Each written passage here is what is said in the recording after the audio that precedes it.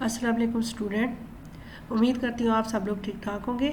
अच्छा स्टूडेंट, हम advance database की लैब 1 का सेकंड पार्ट करने लगे हैं। फर्स्ट पार्ट में हमने सिलेक्ट कमांड और वेयर कमांड को देखा था कि वो हम कब कब और कहाँ पे यूज़ कर सकते हैं। यहाँ पे देखें, हम ऑर्डर बाय क्लास से शुरू करते हैं। ऑर्डर बाय क्लास जो है स्टूडेंट, हम लोग ये रिवीजन कर रहे हैं। डेटाबेस में आप ये सारी चीज़ें पढ़ चुके हो। एडवांस डेटाबेस में जस्ट इसकी रिवीजन है ताकि आगे जो कॉम्प्लिकेट हमारे कॉन्सेप्ट हैं उनमें आपने ये सारी चीज़ें यूज़ करनी होंगी, तो एक बार आपको रिवाइज करवा दी जाए। फिर भी अगर आपको मसला है, ये चीज़ें आपको समझ में नहीं आ रही हैं, तो इनके ऊपर मैंने बहुत ही डिटेल्ड वीडियोस बनाई हुई है। डेटाबेस की वो हमारी एक लिस्ट बनी हुई है, तो उसका मैं लिंक शेयर कर दूंगी डिस्क्रिप्शन में, आप वहाँ से देख सकते हैं। ऑर्डर बाय क्लास हम यूज़ करते हैं डाटा को सॉर्ट करने में। ठीक है, डाटा सॉर्टिंग क्या होती है कि आप बाज़ दफ़ा चाहते हो कि जो लार्जेस्ट वैल्यू है वो टॉप पे नज़र आए और स्मॉलेस्ट वैल्यू है वो सबसे एंड पे नज़र आए। इसको डिसेंडिंग ऑर्डर बोलते हैं। और फॉर एग्जांपल, अगर आप ये चाहते हो जो स्मॉलेस्ट वैल्यू है वो सबसे टॉप पे नज़र आए और जो लार्जेस्ट वैल्यू है वो सबसे एंड पे, तो इसको असेंडिंग ऑर्डर बोलते हैं। जब भी आप ऑर्डर बाय की क्लास यूज़ करते हो तो बाय डिफ़ॉल्ट वो असेंडिंग ऑर्डर में होती है। अगर आपको डिसेंडिंग ऑर्डर में डाटा चाहिए तो उसके लिए आप क्या करते हो कि आप डिसेंडिंग का कीवर्ड यूज़ करते हो। ठीक है, अब ये ऑर्डर बाय क्लास जो है ये हमारी डाटा टाइप, जो करेक्टर डाटा टाइप है, इसके साथ भी यूज़ हो सकता है और न्यूमेरिक डाटा टाइप के साथ भी यूज़ हो सकता है। करेक्टर डाटा टाइप में अल्फ़ाबेटिकली डाटा को अरेंज कर देती है ऑर्डर बाय क्लास, और न्यूमेरिक में विद रिस्पेक्ट ऑफ वैल्यूज़। ठीक है, इसके बाद आप देखें हमारे पास एग्रीगेट का फंक्शंस है। एग्रीगेट के फंक्शन हम कब यूज़ करते हैं कि जब हमारे पास वैल्यूज़ बहुत ज़्यादा हो। ठीक है, और उन वैल्यूज़ के ऊपर हम कोई भी ऑपरेशन कैलकुलेशन करना चाहें तो उसके लिए हम एग्रीगेट फंक्शन यूज़ करते हैं। एग्रीगेट फंक्शन क्या करता है कि हमारे पास जितनी भी वैल्यूज़ हैं उनके ऊपर जो आप फंक्शन परफॉर्म करना चाह रहे हैं, जो कैलकुलेशन करना चाह रहे हैं, वो परफॉर्म करके आपको रिज़ल्ट एक सिंगल वैल्यू में देगा। ठीक है, लाइक आप देखो कि एग्रीगेट का एक काउंट का फंक्शन होता है। काउंट का फंक्शन क्या करता है कि अगर हमारे पास स्टूडेंट का कोई भी टेबल है, ठीक है, और हम ये चाहते हैं कि इस टेबल के अंदर टोटल नंबर ऑफ़ रिकॉर्ड्स कितने हैं, तो हम काउंट स्टेरिक का फंक्शन यूज़ करेंगे। ये हमें जो वैल्यू देगा ये नंबर ऑफ़ रिकॉर्ड्स होंगी कि नंबर ऑफ़ रोज़ कितनी है टोटल। ठीक है, इसके बाद आप देखें, आप अगर ये चाहते हो कि किसी एक स्पेसिफिक कॉलम में कितनी वैल्यूज़ हैं, अब आप कहेंगे कि ये तो बड़ी फजूल बात हो गई। अब एक कॉलम के अंदर रिकॉर्ड तो वो सारे के सारे आ रहे हैं, तो ऐसा नहीं होता बच्चों। हो सकता है कॉलम में कोई वैल्यूज़ ना लो, तो काउंट का फंक्शन नल को नहीं काउंट करेगा, जो वैल्यूज़ होंगी उनको काउंट करेगा। लाइक आप देखें यहाँ पे हमारे पास स्टूडेंट का टेबल है, इसके ऊपर मैंने स्टेरिक की क्यूरी लगाई है, तो ये टोटल हमारे पास 9 रिकॉर्ड हैं। ठीक है, 9 रिकॉर्ड में अब अगर आप इसके ऊपर काउंट का फंक्शन परफॉर्म करो तो आपको ये रिज़ल्ट देगा 9। ठीक है, ये 9 है टोटल, आपने काउंट किया स्टूडेंट के टेबल में से रोज़ को। अब इस स्टूडेंट के टेबल में से आप पहले आप देख लो कि सिटी में एक वैल्यू नल होगी। ठीक है, ये लास्ट वैल्यू हमारे पास नल है। अब जब आप सिटी के एट्रीब्यूट की वैल्यूज़ काउंट करोगे तो ये आपको नंबर 8 देगा, 9 नहीं देगा। ठीक है, क्योंकि एक वैल्यू नल थी, तो नल वैल्यूज़ को ये काउंट नहीं करेगा।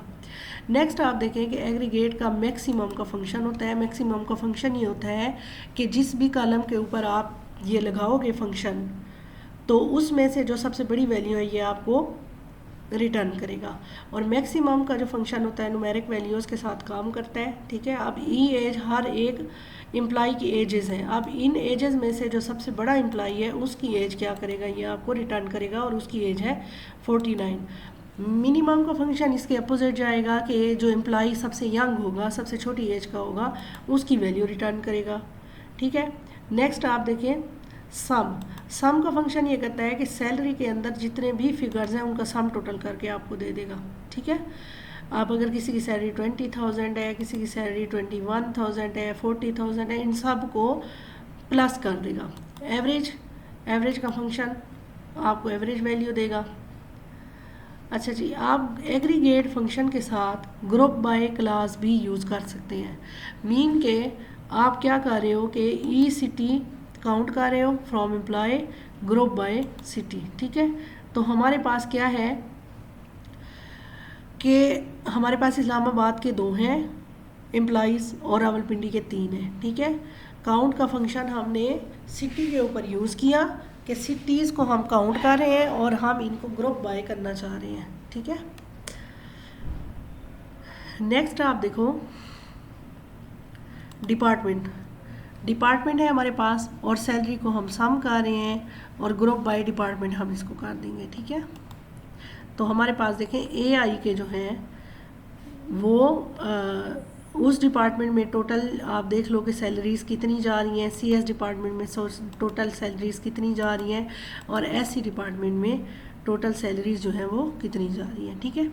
इसी तरह से aggregate function with having class. अच्छा, ये जो हैविंग क्लास है इसको थोड़ा समझने की ज़रूरत है कि देखो हम जहाँ जहाँ पे वेयर क्लास यूज़ करते आए हैं अभी तक तो वो हमारे पास सिंपल क्यूरीज थी, लेकिन जब भी आप एग्रीगेट फंक्शन यूज़ करोगे like sum, count, minimum, maximum, तो उसके साथ फिर आप वेयर क्लास नहीं यूज़ कर सकते। अगर आप कोई भी स्पेसिफिक रिजल्ट चाहिए इस तरह का कि वेयर हम लिखते होते थे where salary is greater than 10,000, तो अब हम यहाँ पे वेयर नहीं यूज़ कर सकते, वेयर की जगह पे हम हैविंग यूज़ करेंगे, ठीक है। मज़ीद ये इसके ऊपर भी मैंने वीडियोस बनाई हुई हैं जो कि आप डेटाबेस की जो हमारी लिस्ट है उसमें से वीडियोस में से देख सकते हैं। तो यहाँ पे देखें आप select E department, sum, E salary, from employ group by department और हैविंग, मतलब कि इसके ऊपर हमने कंडीशन लगा दी है, वेयर की जगह पे हमने हैविंग यूज़ किया है कि जहाँ पे अगर हमारे पास सम ई सैलरी ग्रेटर देन 10,000 हो तो, ठीक है। अच्छा जी, नेक्स्ट हमारे पास सब क्यूरी है। सब क्यूरी का मतलब होता है क्यूरी इन अ क्यूरी, नेस्टेड क्यूरीज होती हैं, मतलब एक क्यूरी आउटर होती है और एक इनर होती है, ठीक है। जब हम किसी स्पेसिफिक डायरेक्शन में रिजल्ट को लेके जाना चाह रहे होते हैं हम सब क्यूरीज यूज़ करते हैं। अब देखें यहाँ तक ये जो है ये हमारे पास आउटर क्यूरी है और ये हमारे पास इनर क्यूरी है, ठीक है। तो हमेशा आपका जो रिजल्ट सेट स्टार्ट होता है वो इनर क्यूरी से ही स्टार्ट होता है। सिलेक्ट EID फ्रॉम प्रोजेक्ट की जो EID है वो सिलेक्ट हो जाएंगी। कौन सी अब इनको चाहिए? Select E name from employ में से हमें नाम चाहिए वेयर EID उन वाले एम्प्लॉइज़ के नाम चाहिए कि जिनको प्रोजेक्ट असाइन हुआ हुआ है, ठीक है। इसी तरह से ये प्रोजेक्टेड कॉलम के साथ था। अब यहाँ पे हम देखते हैं select asterisk from employ where EID हम कहाँ से ले रहे हैं? प्रोजेक्ट से। उन एम्प्लॉय की ID के जिनको प्रोजेक्ट असाइन हुए हैं, वेयर जहाँ और जिनका बोनस जो है वो ग्रेटर देन 50,000 है, ठीक है। ये भी हमने इसके साथ एक कंडीशन यूज़ की है। नेक्स्ट हमारे पास क्यूरी है select asterisk from employ where age in. अब देखिए इन के साथ मैंने आपको बताया था कि अगर हमारे पास करेक्टर टाइप की 2-3 वैल्यूज़ होती हैं और की कंडीशन होती हैं तो, लेकिन उसके अलावा भी हम यूज़ कर सकते हैं कि जब हमें मिनिमम एज चाहिए या मैक्सिमम चाहिए मीन के एज, अगर हम एग्रीगेट फंक्शन यूज़ करना चाह रहे हैं तो उसके साथ भी हम इनको यूज़ कर सकते हैं। अब ये क्यूरी हमें रिज़ल्ट कौन सा देगी कि उस एम्प्लॉय का हमें सारा डाटा शो करवाएगी कि जिनकी एज जो है वो मिनिमम है। स्टूडेंट नेक्स्ट जो हमारा कॉन्सेप्ट है वो किस तरह से हम डेटाबेस को क्रिएट कर सकते हैं। सिंपल आपने क्रिएट का वर्ड लिखना है, उसके बाद डेटाबेस, ये दोनों कीवर्ड हैं, फिर जो आप डेटाबेस का नाम रखना चाहते हो वो आपने लिखना होता है। इसको आप एग्जीक्यूट करेंगे तो आपका डेटाबेस बन जाएगा। और आपको पता है कि डेटाबेस क्या होता है? It is the collection of relations, ठीक है। डेटाबेस बनाएंगे और फिर उसके अंदर ही आप बना सकते हो टेबल, ठीक है। अब जैसे यहाँ पे मेरा ये डेटाबेस बना हुआ है और इसके अंदर क्या कर रही हूँ कि मैं मुख्तलिफ क्यूरीज़ वगैरह परफॉर्म कर रही हूँ। नेक्स्ट है कि टेबल किस तरह से हम बना सकते हैं, ठीक है। टेबल सिंपल भी बनाए जा सकते हैं और कॉन्स्ट्रेंट के साथ भी बनाए जा सकते हैं। अगर आप कॉन्स्ट्रेंट्स ना लगाएं, सिंपल बना लें तो कोई बात नहीं है कि हम बाद में आल्टर कर सकते होते हैं, टेबल को चेंज कर सकते होते हैं, ठीक है। यहाँ पे देखिए आपने कीवर्ड लिखना है क्रिएट और कीवर्ड लिखना है टेबल। उसके बाद जो आप टेबल का नाम रखना चाहो वो आप लिखोगे। फिर इसके अंदर आपने क्या करना है कि सबसे पहले तो आपने ये ब्रैकेट लगानी है, ठीक है। ब्रैकेट के अंदर ही जितने भी अब ये सारे इसके एट्रीब्यूट्स हैं, ठीक है। EID, ई नेम, ई एज, ई सिटी, ई स्ट्रीट, ई हाउस, ई सैलरी, ई बोनस और ई डिपार्टमेंट, ये सारे के सारे इसके क्या है, एट्रीब्यूट है। एट्रीब्यूट का जो आप नाम रखना चाहो वो आप लिखोगे, फिर उसकी डाटा टाइप लिखोगे, और अगर आपने उसके ऊपर कोई कंस्ट्रेंट लगाना है, जैसे यहाँ पे हमने प्राइमरी की का कंस्ट्रेंट लगाई है। अब किसी भी टेबल के अंदर प्राइमरी की का होना बहुत ज़रूरी है, अगर प्राइमरी की ना हुई तो फिर वो रिलेशन नहीं होगा। अच्छा जी, प्राइमरी की का मतलब क्या होता है? प्राइमरी की का मतलब ये होता है कि इसके अंदर आप जो वैल्यूज़ डालेंगे वो रिपीटेबल वैल्यूज़ नहीं होनी चाहिए, और ना ही कोई इसके अंदर सेल खाली होगा, नल होगा, ठीक है। अब देखें कि नादरा के जो आईडी कार्ड हैं ये सब के अलग अलग हैं इनके नंबर, किसी दो बंदों को एक ही आईडी कार्ड इशू नहीं हुआ, या आप कह लो कि यूनिवर्सिटी में जो स्टूडेंट होते हैं उनकी जो आईडी होती है वो यूनिक होती है, किसी दो स्टूडेंट्स की एक आईडी नहीं होती। तो जब हम टेबल बनाते हैं तो उसके अंदर हमें कुछ ऐसी वैल्यूज़ चाहिए होती हैं जो कि हर एक रो को, हर एक रिकॉर्ड को यूनिक खा रही होती हैं। नेक्स्ट है हमारे पास ई नेम। ई नेम की जो हमने डाटा टाइप रखी है वो हमने वेर केयर रखी है, इसको वारचार भी बोलते हैं। अच्छा, ये करेक्टर डाटा टाइप होती है। और इसके बाद आप देखें कि हमने यहाँ पे इसको जो लिमिट दे दी है वो 20 है। मीन कि हम कोई भी एम्प्लॉय का नाम है उसके नाम के जो करेक्टर्स हैं, लेटर्स हैं, वो 20 से ज़्यादा नहीं कर सकते। कम अगर आप करना चाहें तो हो सकता है, ठीक है। फिर ई एज है, एम्प्लॉय की एज है, इंटीजर डाटा टाइप है, और इसके ऊपर एक चेक लगाया हुआ है। चेक असल में एक कॉन्स्ट्रेंट होता है कि जिसके थ्रू हम किसी भी कॉलम को किसी भी तरह से हम बाउंड कर सकते होते हैं। तो यहाँ पे देखें ई एज जो है वो हम रखना चाह रहे हैं बिटवीन 18 to 60, मतलब एम्प्लॉय की जो एज है वो 18 से कम ना हो और 60 से ज़्यादा ना हो, ये हमने रेंज दे दी है। नेक्स्ट हमारे पास जो है वो ई सिटी, एम्प्लॉय का सिटी है, वेयर केयर डाटा टाइप है, और मैक्सिमम लिमिट इसकी 30 है। नेक्स्ट स्ट्रीट है, और इसकी भी वेयर केयर डाटा टाइप है, और मैक्सिमम जो लिमिट है वो 5 है। E house, character data type, maximum limit 5। फिर है जी हमारे पास सैलरी, ये इंटीजर डाटा टाइप है, और इसके ऊपर हमने चेक लगा दिया है कि सैलरी जो है ना वो ग्रेटर देन 10,000 होनी मस्ट है, ठीक है। मिनिमम जो है ना वो 11,000 होगी, और ज़्यादा से ज़्यादा बहुत ज़्यादा भी हो सकती है जितनी करना चाहें। फिर बोनस है, इसकी टाइप इंटीजर है।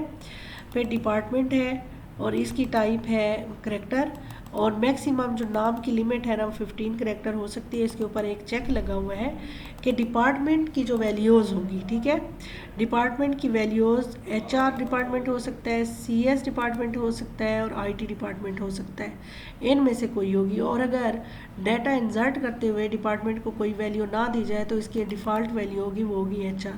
तो इस तरह के कॉन्स्टेंट क्या है कि हम अपने टेबल पे लगा सकते हैं।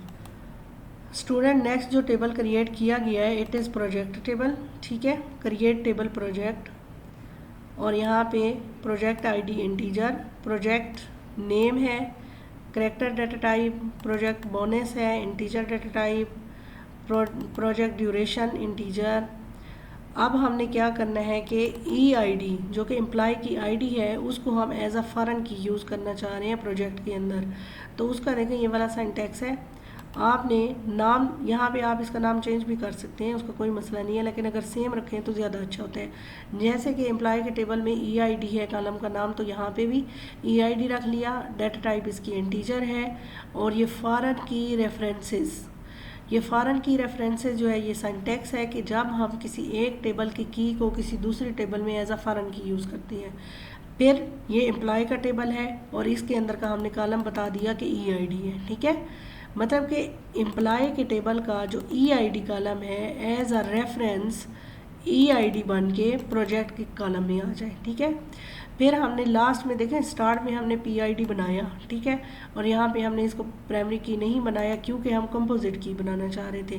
कंपोजिट की क्या होती है कि किसी भी टेबल्स के दो या दो से ज़्यादा कॉलम मिल के जब कोई प्राइमरी की बनाते हैं तो इसको हम कंपोजिट की बोलते हैं। तो यहाँ पे प्रोजेक्ट की जो प्राइमरी की है वो असल में दो एट्रीब्यूट्स पे है, एक प्रोजेक्ट ID और दूसरा एम्प्लॉय ID। स्टूडेंट, नेक्स्ट हम देखते हैं कि टेबल के अंदर वैल्यूज़ किस तरह से ऐड करवाई जा सकती हैं। एक तो तरीका ये होता है कि अगर आपने टेबल के हर एक एट्रीब्यूट को वैल्यू देनी है तो फिर आपने क्या करना है, जस्ट आपने कीवर्ड लिखना है इंसर्ट इनटू, ये दोनों कीवर्ड है, प्रोजेक्ट टेबल का नेम है और वैल्यूज़। फिर उसके बाद आपको पता है कि पहला आपने प्रोजेक्ट ID रखा था, दूसरा आपने जो किया है वो प्रोजेक्ट का नेम है, और third one is the bonus, फिर ये है ड्यूरेशन, और ये क्या है हमारे पास EID है। ठीक है, तो इस तरह से हमें पता है कि ये हमारे कॉलम थे PID, P name, P bonus, P duration और EID। तो इस तरह से हमने इसको वैल्यूज़ दे दी हैं, और ये तब आप ये वाला सिंटैक्स यूज़ कर सकते हो जब आपने पूरा का पूरा रिकॉर्ड इंसर्ट करवाना होता है। ठीक है, कोई एक उसमें से एट्रीब्यूट की आप फिर वैल्यू मिस नहीं कर सकते, इन सब की फिर आपने वैल्यू देनी है। ये जितने भी एट्रीब्यूट्स हैं इन सब की आपने वैल्यू देनी है, किसी को मिस नहीं कर सकते वरना एरर आएगा। नेक्स्ट है कि अगर आप किसी स्पेसिफिक कॉलम को वैल्यूज़ देना चाहें तो उसका तरीकाकार ये होता है कि इंसर्ट इनटू प्रोजेक्ट। ठीक है, और आपने वो जो स्पेसिफिक कॉलम्स हैं उनको आपने ब्रैकेट के अंदर मेंशन करना है। प्रोजेक्ट के मीन के टेबल का नाम लिखने के बाद ब्रैकेट में आपने कॉमा सेपरेटेड वो कॉलम नेम जो है वो आपने मेंशन कर दिए जिनमें आप वैल्यू डालना चाह रहे हो। फिर आपने वैल्यूज़ का कीवर्ड लिखना है, और इसके बाद आपने इनके डाटा टाइप के अकॉर्डिंग इनको वैल्यू दे देनी है। अब जैसे PID की डाटा टाइप इंट थी तो यहाँ पे इंटीजर है, EID की डाटा टाइप इंट थी तो इंटीजर है, और P नेम की डाटा टाइप करेक्टर थी तो करेक्टर है। और सेकंड बात ये कि आपका जो करेक्टर डाटा टाइप है इसको आपने हमेशा सिंगल कोट में देना होता है, जबकि जो इंटीजर की वैल्यूज़ हैं अगर आप चाहें सिंगल कोटेशन में दें, वरना आप इनको वैसे भी ये वैल्यूज़ मेंशन कर सकते हैं। स्टूडेंट, नेक्स्ट जो हमारा कॉन्सेप्ट है कि हम किसी भी वैल्यू को अपडेट कैसे कर सकते हैं। लाइक हमने किसी भी टेबल के अंदर कोई एक रिकॉर्ड इंसर्ट किया है, ठीक है, इस तरह से किया है या इस तरह से किया है, रिकॉर्ड हमारा पहले से पड़ा हुआ है। अब हम उसमें से कोई एक वैल्यू मीन किसी एक एट्रीब्यूट की वैल्यू या नंबर ऑफ एट्रीब्यूट्स की वैल्यू को चेंज करना चाह रहे हैं तो इसको बोलते हैं अपडेट। ठीक है, किसी रिकॉर्ड को अपडेट करना। हमने अपडेट का कीवर्ड लिखना है, फिर टेबल का नेम लिखना है, फिर उसके बाद सेट के बाद वो एट्रीब्यूट जिसकी हम वैल्यू चेंज करना चाह रहे हैं उस एट्रीब्यूट का नाम लिखेंगे और वो वैल्यू लिखेंगे जो हम देना चाह रहे हैं और कौन से रिकॉर्ड को देना चाह रहे हैं, वेयर की क्लास लिखनी है, और उसके बाद हमने जो आईडी है वो दे देनी है कि कौन सी आईडी में से हम किस एट्रीब्यूट को हम चेंज करना चाह रहे हैं। ठीक है, अगर आप चाहें तो आप नंबर ऑफ एट्रीब्यूट की वैल्यूज़ भी इसमें चेंज कर सकते हैं। मीन के EID जो एम्प्लॉई है हमारा 101, इसके अगर आप चाहें तो बाकी डाटा को भी चेंज कर सकते हैं। यहाँ पे सिर्फ इसका नेम चेंज किया गया है। स्टूडेंट, ये मोस्टली इसलिए होता है कि आपको पता है कि बाज़ दफ़ा स्पेलिंग मिस्टेक रह जाती है एनरोलमेंट के टाइम, तो फिर ये कोई हार्ड एंड फास्ट नहीं है कि अब आपने सारा सेमेस्टर या पूरी डिग्री में आपके स्पेलिंग मिस्टेक रहेगी, तो अपडेट की क्यूरी लगा के जो नेम है उसको चेंज किया जा सकता है। इसके बाद आप देखें, अगर कोई स्पेसिफिक रिकॉर्ड, कोई स्पेसिफिक रो को डिलीट करना हो तो उसका सिंटैक्स है हमारे पास, डिलीट का कीवर्ड है employ where E city is equal to Islamabad. Mean के आप सारे वो एम्प्लॉय डिलीट हो जाएंगे कि जो इस्लामाबाद से बिलोंग कर रहे हैं। ठीक है, और इसी तरह से अगर आपने पूरे के पूरे टेबल का डाटा डिलीट करना हो तो आपने क्या करना है, डिलीट और उसके बाद टेबल का नेम लिखना है। और सेम काम आप ट्रंकेट क्यूरी के थ्रू भी कर सकते हैं कि ट्रंकेट भी इसी तरह से ही करता है कि इसमें चाहे कि आप डिलीट यूज़ करें या ट्रंकेट यूज़ करें, इसमें जो टेबल के अंदर मौजूद एक्चुअल डाटा है वो सारा डिलीट हो जाएगा, जबकि टेबल अपनी जगह पे अपने स्कीमा के साथ मौजूद रहेगा। ठीक है, और अगर आपने टेबल को ही डिलीट करना है तो फिर आप ड्रॉप का कीवर्ड यूज़ करोगे, ड्रॉप टेबल और फिर टेबल का नेम। ये आप करने से आपका जो टेबल है वो डाटा के साथ और अपने स्कीमा के साथ बिल्कुल ही डेटाबेस में से रिमूव हो जाएगा। नेक्स्ट देखते हैं आल्टर। आल्टर हम अभी तक हमने जो अपडेट यूज़ किया है ये रिकॉर्ड के लिए होता है। ठीक है, आपको पता है कि जो एक टेबल होता है it is the combination of या collection of rows and columns. Rows को हम रिकॉर्ड बोलते हैं। अभी तक हमने जितनी भी चेंजिंग्स की हैं वो हमने रोज़ पे की हैं, रिकॉर्ड्स पे की हैं। अब अगर हमने टेबल के जो एट्रीब्यूट्स हैं उनमें अगर हमने कोई चेंजिंग्स करनी हो, लाइक हमने कोई नया एट्रीब्यूट ऐड करना है या पुराने वाला हमने डिलीट करना है या एट्रीब्यूट का नेम चेंज करना है या फिर उसकी डाटा टाइप चेंज करनी है, तो उसके लिए हम आल्टर यूज़ करेंगे। ठीक है, alter table add new column, जब हमने न्यू कॉलम किसी टेबल के अंदर ऐड करना है जो पहले से उसमें मौजूद नहीं है, तो हम क्या करेंगे, ब्लू में आपको जितने भी नज़र आ रहे हैं कीवर्ड है आप जानते हैं, अल्टर टेबल एम्प्लॉय, टेबल का नेम, ऐड, उसके बाद हम जो एट्रीब्यूट का नाम रखना चाह रहे हैं वो लिखेंगे और फिर उसकी डाटा टाइप दे देंगे। इसी तरह से अगर हम कोई एट्रीब्यूट डिलीट करना चाहें तो हमने क्या करना है, अल्टर टेबल, टेबल का नेम आ जाएगा, ड्रॉप कॉलम, और फिर उसके बाद हम कॉलम का नेम दे देंगे। इसी तरह से अगर हम जो हमारा एट्रीब्यूट है उसकी डाटा टाइप चेंज करना चाह रहे हैं तो alter table, table name, alter column, फिर हम क्या करेंगे कि कॉलम का नेम देंगे और उसके बाद जो डाटा टाइप हम चेंज करना चाह रहे हैं वो हम लिखेंगे। ठीक है, हो सकता है कि बोनस की जो पहले डाटा टाइप थी वो इंट हो, अब इसकी फिर डाटा टाइप चेंज हो जाएगी, फ्लोट हो जाएगी। अब आप देखें कि टेबल के अंदर हम कंस्ट्रेंट किस तरह से यूज़ कर सकते हैं। कंस्ट्रेंट इस तरह से यूज़ कर सकते हैं कि हम फर्स्ट वन में क्या हो रहा है कि हम जो EID है एम्प्लॉय का, उसके ऊपर एक कंस्ट्रेंट लगा रहे हैं कि ये नॉट नल होगा। ठीक है, ये इस तरह से नहीं हो सकता कि हम इसको नल छोड़ दें, एम्प्टी नहीं हो सकती कोई भी सेल वैल्यू। नेक्स्ट पे आप देखें alter table employ add constraint PKEID, आप देखें ऐड के बाद हम कंस्ट्रेंट ऐड करना चाह रहे हैं तो हम कंस्ट्रेंट का कोई नाम लिखेंगे। नाम हमने इसका ये लिखा है कि PKEID, प्राइमरी की EID हम देना चाह रहे हैं, फिर प्राइमरी की EID, मीन के एम्प्लॉय के टेबल का जो EID का कॉलम है उसको हमने क्या बना दिया है, प्राइमरी की बना दिया है कंस्ट्रेंट के थ्रू, और कंस्ट्रेंट का नाम हमने रख दिया PKEID। नेक्स्ट जो है हमारा, इसमें हम एक कंस्ट्रेंट ऐड कर रहे हैं और उस कंस्ट्रेंट के थ्रू हम फॉरेन की ऐड कर रहे हैं प्रोजेक्ट के टेबल में। ठीक है, अब ये क्या है, अल्टर टेबल प्रोजेक्ट, कौन सा टेबल अल्टर हो रहा है, चेंज हो रहा है, प्रोजेक्ट का, उसके अंदर हम लगा रहे हैं जी ऐड कर रहे हैं कंस्ट्रेंट, और कंस्ट्रेंट का नाम है FK, मीन के फॉरेन की EID। अब ये जो फॉरेन की है आ कहाँ से रही है, इसका पहले हम क्या कर रहे हैं कि नाम बता रहे हैं, और ये रेफरेंसेस है एम्प्लॉय, मीन के एम्प्लॉय का जो EID का कॉलम है वो EID के कॉलम से आ जाए हमारे पास प्रोजेक्ट के टेबल के अंदर। नेक्स्ट हमारे पास है, अच्छा स्टूडेंट, ये मैंने डेटाबेस में बड़े ही डिटेल में विद द एग्जांपल्स ये मैंने सारे के सारे कंसेप्ट करवाए हुए हैं, आप चाहें तो वहाँ से आप देख सकते हैं। हाँ, डिस्क्रिप्शन में मैं इसका लिंक दे दूँगी उन वीडियोस का। ठीक है, अच्छा यहाँ पे आप देखें alter table employ add constraint check age, हम चेक लगा रहे हैं जी एज के ऊपर और कंस्ट्रेंट के थ्रू लगा रहे हैं, इसलिए हमने जब भी आप कंस्ट्रेंट यूज़ करेंगे ना तो आपने उसका नाम लाजमी देना होगा। कंस्ट्रेंट का नाम है चेक एज बिटवीन 18 to 60। ठीक है, कि हमारा जो एम्प्लॉय का टेबल है उसके अंदर जो एज है अब वो कम से कम 18 और ज़्यादा से ज़्यादा 60 हो सकती है। इसके बाद आप देखें alter table employ add constraint DF department, हम क्या कर रहे हैं, डिपार्टमेंट को डिफ़ॉल्ट वैल्यू दे रहे हैं और डिफ़ॉल्ट वैल्यू है हमारी HR की। ठीक है,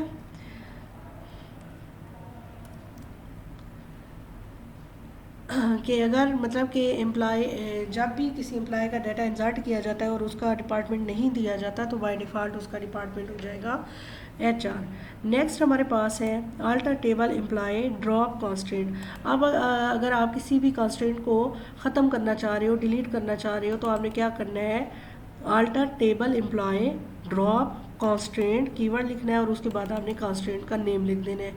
स्टूडेंट, ये वो सारे कंसेप्ट हैं जो आपने डेटाबेस में पढ़े हुए थे, आज हमने इनको रिवीजन भी इनकी कंप्लीट कर लिया। टोटल रिवीजन की हमारी 2 वीडियोज़ हैं, पार्ट 1 एंड पार्ट 2। अब लैब के पार्ट 3 में हम जो इसके एक्सरसाइज गिवन है आपके तो उसको हम सॉल्व करेंगे इंशाल्लाह। बहुत जल्द नई वीडियो के साथ मैं हाजिर होंगी, तब तक के लिए इजाज़त। थैंक यू सो मच, अल्लाह हाफिज़।